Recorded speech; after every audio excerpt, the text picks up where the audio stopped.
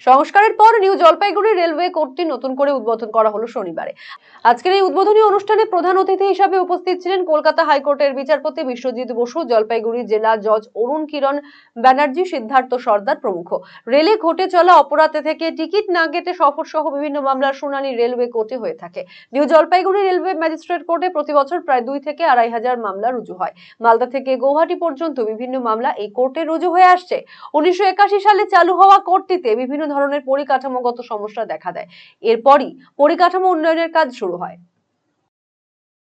File হয় আর এরকমই dispose হবে ওরকমই, মানে আমাদের বছরে তো 2000 মতো ডিসপোজ হয়। প্রত্যেক বছরের যে কেসগুলো আসে সেটা কি প্রত্যেক বছরের মধ্যে প্রত্যেক বছরের মধ্যে হয়তো হয় না, কিছু হয়ে যায় প্রত্যেক বছরের মধ্যে, আর কিছু পুরানো কেসগুলো ডিসপোজ হয়।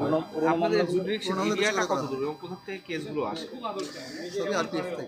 আরপিএফ এর যেখানে যেখানে পোস্ট আছে সব জায়গা থেকে, মোটামুটি মালদার পর থেকে আর এদিকে আসাম বর্ডারের আগে পর্যন্ত।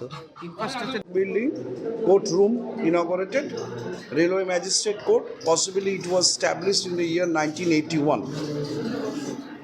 This from 1st January 2015 to 19th February 2025. Total number of cases disposed of is 11,550.